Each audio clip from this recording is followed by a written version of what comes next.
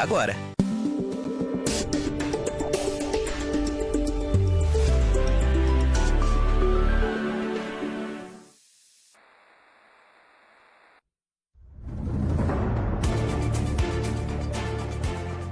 Redução na jornada de trabalho levanta discussão nas redes sociais. Entenda na edição de hoje quais são os próximos passos da PEC que já tramita no Congresso Nacional.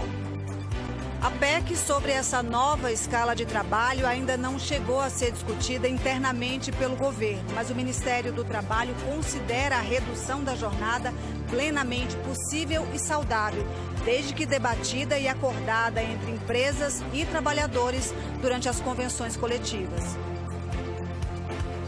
Este é um dos destaques do UESB Notícias, segunda edição, que está começando e vai mostrar também. Saúde, 14 de novembro, Dia Mundial de Combate ao Diabetes. No Brasil, 1 em cada 10 pessoas entre 20 e 79 anos tem a doença, que hoje já é considerada um problema de saúde global. E ainda, Centro Integrado de Educação Básica e Profissional de Vitória da Conquista realiza Feira de Arte, Cultura e Conhecimentos, com exposição organizada pelos próprios estudantes. Estes são os nossos destaques. Você pode participar com a gente enviando a sua mensagem para o nosso WhatsApp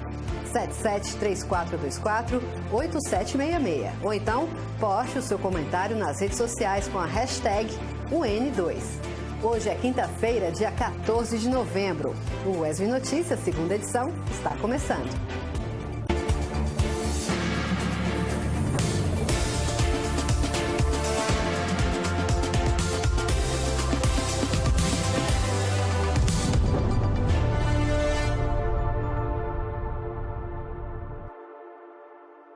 Nós abrimos a edição de hoje falando sobre a proposta que quer acabar com a jornada de 6 dias de trabalho por 1 dia de descanso. O assunto que ganhou destaque nas redes sociais nos últimos dias. E muita gente tem dúvidas sobre essa possível mudança. Entenda mais detalhes na reportagem da TV Brasil. As discussões da rotina exaustiva de muitos brasileiros entre casa e trabalho começou nas redes sociais, ganhou força e gerou o movimento Vida Além do Trabalho, que defende mais tempo livre para os empregados. A gente tem que também pensar que aquele trabalhador que trabalha no seu comércio, que trabalha no seu mercado, que trabalha na sua padaria, na sua farmácia, no seu shopping, aquele trabalhador ele quer sair, ele quer lazer. E o que significa lazer? Eu vou sair, eu também quero ir no shopping, eu também quero ir no comércio, eu também quero comprar roupa. O apelo dos trabalhadores virou uma proposta de emenda à Constituição assinada pela deputada Érica Hilton. O texto chegou ao Congresso em maio deste ano e, da semana passada para cá, recebeu o apoio de mais de 200 parlamentares. Já conversamos com algumas bancadas hoje, já conversamos com alguns líderes hoje e os próximos passos é continuar coletando as assinaturas para termos um protocolo robusto, continuar mobilizando a sociedade para que na sexta-feira agora as pessoas ocupem também as ruas para mostrar a demonstração de força desse debate que reorganizou a classe trabalhadora nesse país. A PEC, que será protocolada, defende até 8 horas de trabalho diárias e 36 semanais sem redução de salário. Isso numa escala de 4 dias com 3 de descanso. Hoje, pelo texto da Constituição, a jornada deve ser de até 8 horas diárias e 44 semanais, o que viabiliza o trabalho por 6 dias com 1 dia de folga. Essa especialista enxerga dificuldade no andamento da proposta por conta das especificidades de cada empresa, como as do comércio, que tem um esquema diferenciado de funcionamento. A gente hoje tem uma realidade que mais de 90% das empresas são pequenas e médias empresas. Elas são responsáveis por metade dos trabalhadores registrados no país. E pequena e média empresa normalmente não tem um fluxo de caixa muito alto para para fazer essa adequação de uma forma sem grandes impactos, sabe? Eu acho que é Essa é a grande complexidade da questão. Além da jornada, a manutenção do salário também dificulta a discussão, que não é nova no Congresso. Projetos parecidos seguem parados. No Senado, uma PEC de 2015 sugere a redução gradual da jornada de 44 para 36 horas no intervalo de 5 anos. Já na Câmara, uma proposta de 2019 do deputado Reginaldo Lopes prevê 10 anos para essa mesma mudança, também sem redução nos pagamentos. A Fundação Getúlio Vargas, junto com uma ONG internacional, testou o modelo no Brasil, 4x3, de 32 horas, e foi um sucesso. Houve um aumento de produtividade acima de 50%. Então, nós precisamos agora transformar esses avanços em direito constitucionalizado. A Confederação Nacional do Comércio é contra o fim da escala 6x1 sem redução de salário. Em nota, a entidade diz que a mudança pressiona o setor produtivo e pode provocar demissão em massa. Além disso, a CNC sugere que o assunto seja discutido nas negociações coletivas, respeitando as diferenças de cada setor. A PEC sobre essa nova escala de trabalho ainda não chegou a ser discutida internamente pelo governo, mas o Ministério do Trabalho considera a redução da jornada plenamente possível e saudável, desde que debatida e acordada entre empresas e trabalhadores durante as convenções coletivas. Vamos falar agora de UESB. Por meio do edital 327 de 2024, a UESB convoca os candidatos aprovados dentro do número de vagas no Exame Nacional de Acesso para ingresso no Programa de Mestrado Profissional em Matemática em Rede Nacional, o ProfMat. A lista dos aprovados que pertencem ao quadro de professores da Rede Pública de Ensino da Educação Básica encontra-se no anexo único do edital, que pode ser conferido no site da UESB, uesb.br.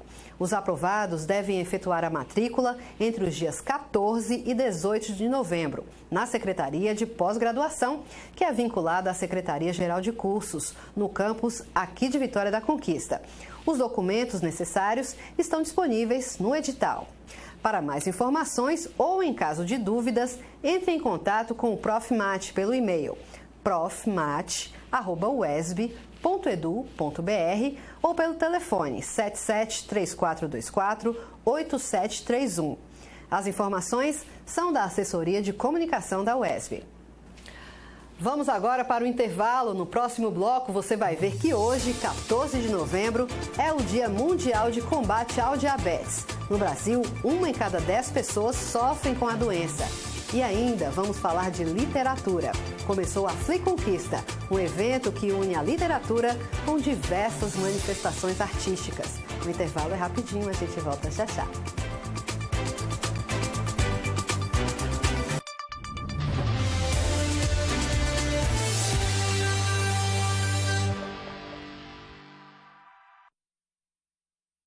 A cada 41 homens, um perde a vida para o câncer de próstata.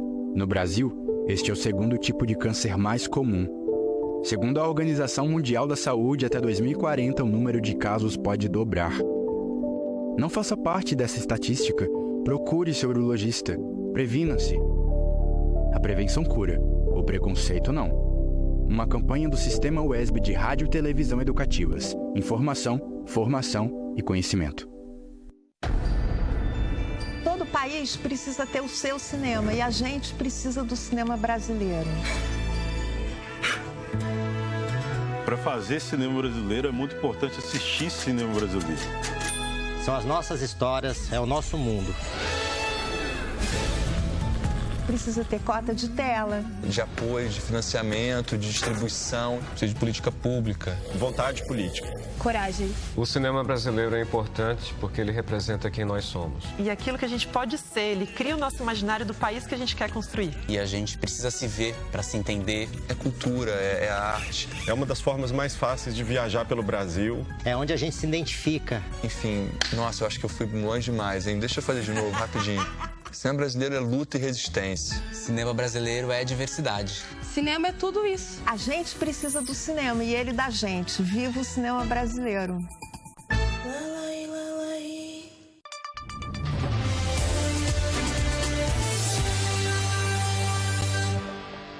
Já estamos de volta com o ESB Notícias, segunda edição, para falar de saúde. Hoje, 14 de novembro, o Dia Mundial de Combate ao Diabetes. A doença afeta mais de 800 milhões de pessoas em todo o mundo. No Brasil, 1 em cada 10 pessoas entre 20 e 79 anos tem a doença, que já é considerada um problema de saúde global. Confira mais detalhes na reportagem de Thaís Patês. Especialistas apontam que a obesidade e a má alimentação são as principais causas para a diabetes, doença que pode aparecer em diferentes tipos e afeta quase 20 milhões de brasileiros, segundo a Sociedade Brasileira de Diabetes. De modo mais prático aqui, simples, o diabetes tipo 1 normalmente é uma doença autoimune. O que acontece? Desde o início você tem como se fosse uma destruição. É uma doença autoimune onde você tem a destruição das células que produzem insulina. Então, desde o início, você tem que usar insulina e muitas vezes múltiplas doses. Já o diabetes tipo 2 acontece numa idade mais adulta, de um modo geral, e está muito relacionado ao estilo de vida, à obesidade. Então, por isso que a gente vem tendo esse aumento progressivo do número de pacientes diabéticos, são números alarmantes, a cada ano vem crescendo. Por quê? Quanto mais obeso a gente tem, mais diabético a gente também vai ter, mais resistência insulínica, e é isso que leva principalmente ao diabetes tipo 2. Acho que primeiro as pessoas, muitos pacientes, eu ainda recebo hoje, pacientes que falam, ai doutora, eu estou tão triste de eu ter o diagnóstico dessa doença. Então a primeira coisa é entender a doença. A doença tem tratamento. Se você fizer o tratamento desde o início, de um modo correto, dificilmente você vai ter complicação. Então o grande medo é que as pessoas... Antes era muito mais difícil também ter acesso à saúde, à medicação, até a médicos. Então, hoje, o acesso à saúde é melhor. Então, se você cuidar desde o iniciozinho, quando a glicose já está 101, que é pré-diabetes, a chance de você ter uma complicação lá no final, depois de 10, 20 anos, é muito menor. Então, a importância de fazer exames de rotina, tentar manter um estilo de vida saudável, é isso que vai fazer diferença, tanto no diagnóstico quanto no controle da doença. Uma pesquisa divulgada neste mês pela revista científica The Lancet revelou que o Brasil está entre os 7 países com índices mais baixos de cobertura para a diabetes. São cerca de 10 milhões de pessoas que não realizam tratamento adequado. E isso pode gerar consequências graves, por exemplo, na saúde dos olhos. O diabetes pode ocasionar desde um aumento da irritabilidade, um olho um pouco mais seco, porque ele altera os nervos, né? Ele prejudica os nervos que fazem o lacrimejamento do olho, até doenças mais graves, né? Como a retinopatia diabética, a maculopatia diabética, glaucoma e catarata. O tratamento da diabetes passa pela prática de atividades físicas aliada ao controle glicêmico, que deve ser feito através dos medicamentos e de uma boa alimentação. Exatamente, consumo de frutas, consumo também de salada crua, né? Então, consumo de vegetais. Lembrando que quem tem diabetes ou quem está pré-diabetes, tem pré-diabetes, tem que evitar alguns tipos de fruta, como por exemplo uva, né? Uma fruta muito açucarada, então tem que evitar uva. Geralmente cortar a fruta no prato, banana ou maçã ou mamão e jogar chia, linhaça ou aveia para controlar o índice glicêmico desses alimentos. Então, tudo isso é muito importante saber. Chegou a hora de conferir como ficam o tempo e a temperatura para a Vitória da Conquista e outras cidades da região.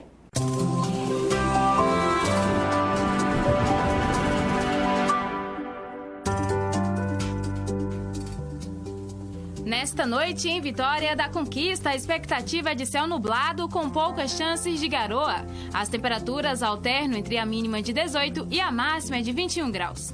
É esperado aumento de nuvens para amanhã e o dia deve ser predominantemente nublado. Os termômetros marcam a máxima de 25 e a mínima é de 17 graus. O sábado é parcialmente ensolarado na Joia do Sertão Baiano. A expectativa é de tempo aberto durante todo o dia. A máxima será de 27 e a mínima de 18 graus. Agora vamos conferir a previsão do tempo para outras cidades da região amanhã. Em Jequié, a expectativa é de tempo ensolarado ao decorrer do dia. As temperaturas oscilam entre a máxima de 29 e a mínima é de 21 graus. Em Itapetinga, a previsão é de dia parcialmente ensolarado nesta sexta-feira. A máxima é de 30 e a mínima é de 21 graus. Em Iguaí, a previsão é de tempo parcialmente aberto com possibilidade de chuva leve no final da manhã. As temperaturas oscilam entre a máxima de 27 e a mínima é de 20 graus. Vamos falar de literatura. Teve início aqui em Vitória da Conquista mais uma edição da Fli Conquista, a Feira Literária de Vitória da Conquista. Evento que reúne literatura, música, teatro, lá no Centro de Cultura Camilo de Jesus Lima. O repórter Luiz Salviato acompanhou a noite de abertura da feira. Cabe um universo inteiro dentro das páginas de um livro. O autor é também um criador de mundos. A literatura, assim como ela leva, ela também nos remonta a algumas memórias afetivas que a gente gosta muito. Então, transporta mesmo a gente para outros mundos e para os mundos que a gente também reviveu, né? Então é importante. Não só na cabeça de quem escreve, mas de quem recebe, né, ali o que o autor está querendo passar. É uma gama de possibilidades de brincar com as palavras. Abrindo a Fli Conquista 2024, o escritor Manuel Herzog falou sobre a criação de mundos no universo literário. Eu não acho que eu tenha inventado nada ou criado um futuro distópico, senão que eu tenha olhado para a sociedade que está colocada para nós e devolvido para um quadro de daqui a 60 anos. Seu último romance, A Língua Submersa, imagina um planeta devastado após um desastre climático. Pergunta ao escritor sobre a atual popularização de histórias distópicas, um tipo de ficção literária ambientada em mundos opressores e totalitários. As distopias tornaram-se clássicas da metade do século XX para cá, né, quando o mundo entrou na crise global do capitalismo, 2 guerras, aquela coisa horrorosa, toda a ascensão do fascismo, nazismo. E aí começaram as distopias clássicas, né? 1984, Admirável Mundo Novo, 451 Fahrenheit, etc.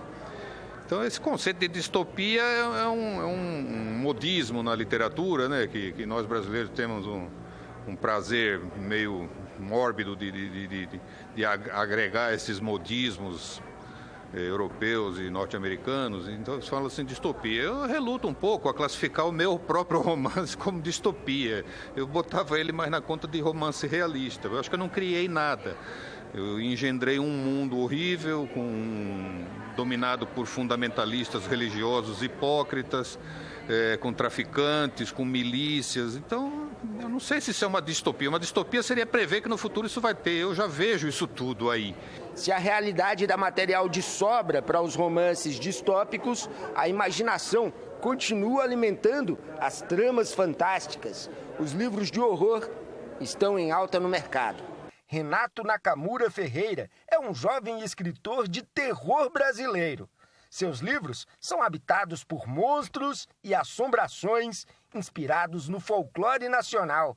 A minha literatura, ela é uma literatura muito baseada em folclore brasileiro. Eu sou apaixonado pelo folclore, eu acho que falta muito, esse estudo do folclore brasileiro. Então eu gosto sempre de estar trazendo folclores e relações pessoais que aconteceram comigo ou com algumas pessoas próximas a mim. Então é um terror bem leve, bem tranquilo. E o gênero terror na literatura será tema de uma conversa com o escritor Rafael Montes, hoje às 18 horas. Vencedor do Prêmio Jabuti em 2020, ele é autor de sucessos, como Bom Dia Verônica e Uma Família Feliz, recentemente adaptado para o cinema.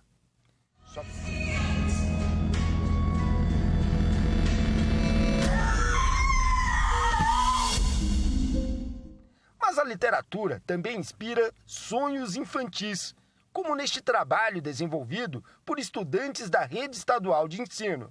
Bom, aqui compõe a exposição dos projetos estruturantes da rede estadual, são projetos de arte e de cultura, e aqui nesse espaço a gente tem a exposição do AVE, que é Arte Visual Estudantil, e o EPA, que é Educação Patrimonial e Artística. Então, essa exposição aqui reúne produção de estudantes de 24 municípios do território do Sudeste Baiano, mais de 50 escolas, onde eles trazem os elementos que os identificam, que eles consideram importante resgatar a memória através do EPA, mas também as suas emoções através das artes visuais. No mundo real, a Bahia vive uma proliferação de eventos literários. Para 2025, estão previstas 81 feiras deste tipo por todo o estado. Nós vimos que as feiras literárias elas começaram a ser até um boom. E aí o governo do estado, o governador Jerônimo, entendeu que precisava ter apoio.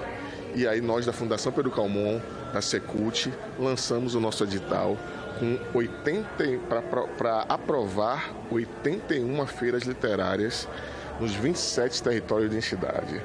Então, a gente vai ter a oportunidade de perceber a identidade cultural de cada território, de cada município, com a sua realidade literária. E isso é bom demais. Discutir livro, leitura, literatura, a gente conseguir organizar uma festa do livro dentro de um município é fantástico.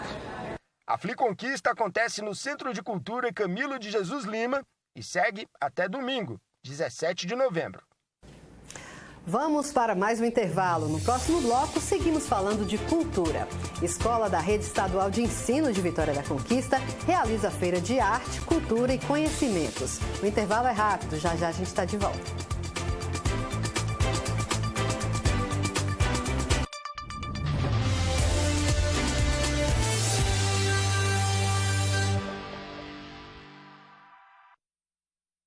Olá, eu quero convidar você para a nossa sala de notícias. É o Repórter Brasil com tudo que acontece no dia, no país e no mundo. Política, economia, as condições do clima. Nós temos um compromisso com temas diversificados e especial atenção à prestação de serviço e reforço da cidadania. Os principais fatos da sua região, com um olhar das emissoras que fazem parte da Rede Nacional de Comunicação Pública.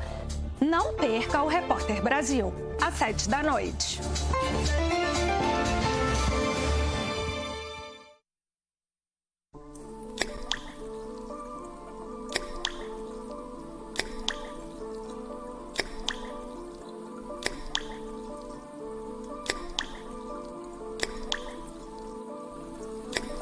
Uma torneira pingando representa mais de 20 litros de água desperdiçados em apenas um dia. Economize água.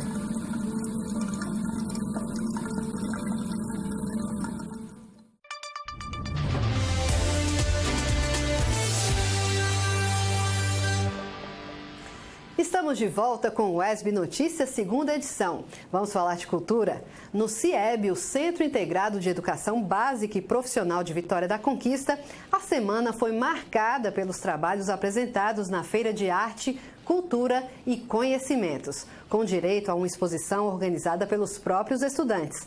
Confira todos os detalhes na reportagem de Thaís Patês. Mais de 2.000 estudantes se envolveram nas atividades da Farcom, que aconteceram durante 3 dias no Complexo Integrado de Educação Básica, Profissional e Tecnológica de Vitória da Conquista. O tema foi sustentabilidade. A feira é uma construção feita com o público, docente e o discente. Inicialmente, a coordenação da escola propõe aos docentes a construção da feira. Eles trazem para os alunos e os alunos, por sua vez, abraçam a ideia. Porque se os alunos não abraçarem, não tem como a feira sair e produzir essas coisas maravilhosas que eles estão fazendo aqui. A programação da feira foi diversa. Teve música, dança, teatro e palestras. Mas os protagonistas mesmo foram os trabalhos expostos em cada canto do CIEB. O que não faltou foi criatividade. Nos projetos, os estudantes exploraram o tema da sustentabilidade em todas as disciplinas: história, matemática, geografia. E conversando com eles, deu para ver que os trabalhos foram resultado de muita pesquisa e dedicação. A gente trabalhando com filtro de garrafa PET. Esse filtro de garrafa PET ele vai exemplificar a parte dos 3 R's que nós estamos trabalhando com todo o trabalho. Esses 3 R's são reduzir, reciclar e reutilizar. Nós estamos trabalhando com a parte do reutilizar, onde nós podemos provar que a água ela pode ser reutilizável através de alguns processos que nós usamos para a limpeza da água. Então, o que é que nós fazemos aqui? Nós utilizamos no filtro algodão, carvão, terra e pedregulho. Nós pegamos uma água que está suja com terra ou com corante e jogamos aqui. E como a água ela tem uma capacidade chamada coesão, em que ela passa por pequenos filamentos, muito pequenininhos, e as impurezas não têm essa capacidade, a água ela vai passar sozinha sendo filtrada e sendo limpada. Assim como nós podemos ver aqui, onde ela chega até o mais pequenininho aqui, ela está muito cristalina, muito bonitinha. Foi muito bom porque, eu gosto muito de história e eu acho que as pessoas deveriam conhecer mais sobre nossa história antiga, até porque de fragmentos são feitas a nossa humanidade hoje em dia. E o trabalho em grupo também é muito importante para o desenvolvimento pessoal do ser humano. Foi uma experiência surreal, né? A gente vive nesse mundo escolar e aprende várias coisas. Aprendemos sobre a contemporânea, a matemática contemporânea no dia a dia, sobre a sustentabilidade com a matemática, fizemos jogos, nos divertimos brincando com jogos e hoje está passando isso para todo mundo, está visitando nosso stand, aprendemos a fazer pirâmide, a somar os tamanhos da pirâmide que passaram nos tempos antigos, assim como reciclar e poder estar diminuindo a poluição. Com a reutilização de materiais, os estudantes também embarcaram no universo da física. Alguns experimentos científicos estavam expostos pelos corredores. Aqui a nossa proposta inicialmente era transformar o disco de Newton, que ele é todo colorido e tem várias divisões, tem cores mais largas, cores médias e mais estreitas. Aí, de acordo com ele, a gente rodando esse círculo, as cores juntas iriam tornar o círculo branco. Só que, inicialmente, a gente tentou fazer aqui, só que percebemos que a gente não teve tanta atenção em dividir as cores corretamente e os espaços também não ficaram certos. E aqui a gente pode perceber que as cores elas são distintas, uma é diferente da outra e aqui a gente colocou uma do lado da outra igual. Aí eu vou rodar aqui para vocês verem. Mas no final o experimento dá certo. Inicialmente que a gente pode ver que não dá para ver totalmente branco, mas também não são várias cores, é uma única cor. A sustentabilidade no Nordeste e a valorização da nossa cultura também se destacaram na feira. Hoje fizemos sobre a Janela Aberta, uma criação de Silvio Gessé que nasceu no 6 de setembro de 1960, participando de um dos salões das Estreitas, em Panorama, em Salvador. Basicamente, fizemos uma pequena arte com papéis e também com algumas plantas artificiais e algumas verdadeiras sobre essa arte. E também que, basicamente, aqui meio que mostra como é o sertão. Em uma janela de madeira muito antiga também. Aqui a gente fala um pouco sobre a agricultura de sequeiros, que é uma agricultura onde não é tão necessário a irrigação. São plantas que sobrevivem ao clima nordestino. E aí a gente tem aqui como exemplos, os principais exemplos, o jatobá e o coco licuri, que são exemplos desses produtos. Arte, cultura, ciência e conhecimento caminhando juntos. O UESB Notícias, segunda edição, fica por aqui. Para rever os nossos telejornais, acesse o nosso canal no YouTube. Outras informações locais você confere amanhã, ao meio-dia, com Mário Ribeiro, no UESB Notícias, primeira edição. A seguir, você fica com as principais notícias do Brasil e do mundo, no Repórter Brasil. Muito obrigada pela sua companhia, uma ótima noite, bom feriado e até a próxima.